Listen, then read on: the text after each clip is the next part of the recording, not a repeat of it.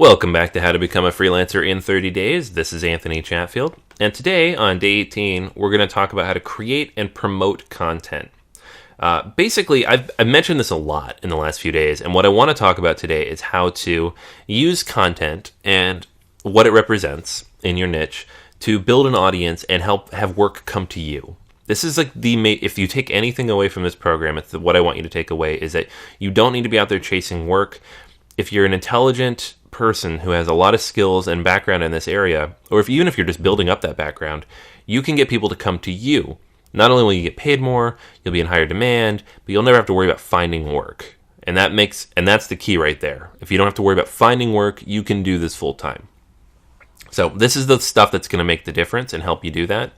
Everything else is about keeping stuff organized and figuring it out and making sure you stay on top of your schedule every day. But getting work is the key to freelancing across the board, and promoting content, building content, having a brand is how you're going to do it. So today's goals, day 18 goals, are going to be identifying content creation opportunities for you and your brand. And we're going to talk about various ways to do this. Even, a lot of them aren't writing content, but we're going to talk about how to do content that's not necessarily just text based on your skill set. Creating social media channels to promote that content. So kind of some of the areas where you need to be pushing that content out. And then building an editorial calendar to promote yourself. So basically creating a calendar that you can follow that's going to cover whatever spectrum of time you have available over the next few months. All right, so the kind of content that will promote your brand. A blog is very important because a blog doesn't require you to write anything necessarily. You can have infographics or videos or podcasts or short clips or images, whatever you want to have on there. A blog is a good forum to do it. Forum posts and blog comments, getting out there and interacting with the conversation in your niche, just becoming a voice that people recognize, that's going to help you immensely.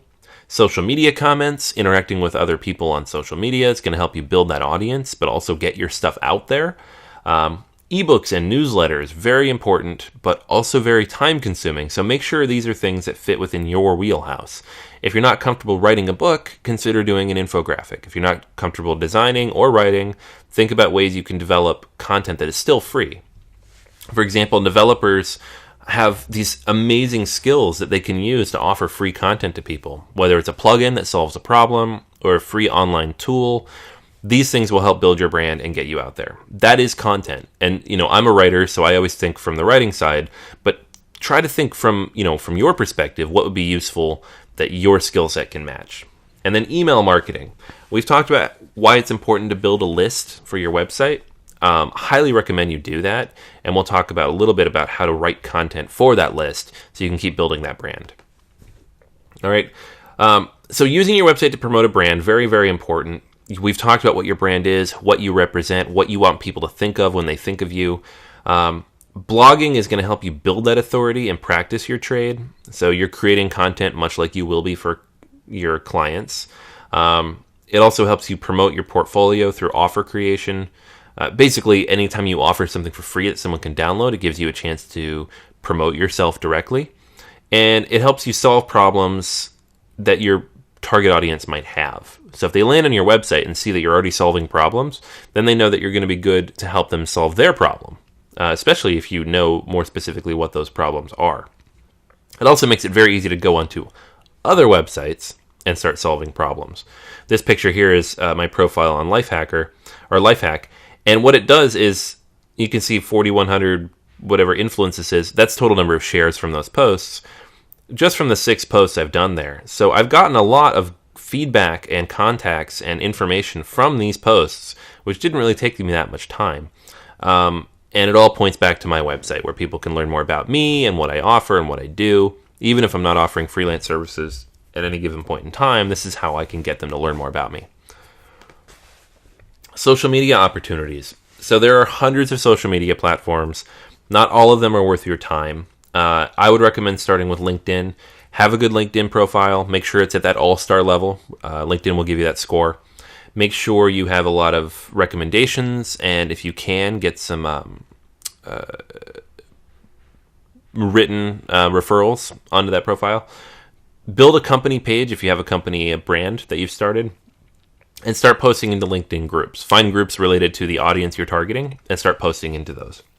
Twitter is also great. It lets you build an audience and become an authority within your space. It is time consuming. If you want to do Twitter, you got to make sure you have at least an hour a week total that you can set aside to work on that. If you don't have that time, honestly, I wouldn't recommend doing it at all.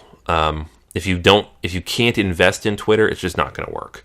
And that's not to say you shouldn't do it. It's just you don't want to do something halfway or spend part of your week doing something that's not going to be successful.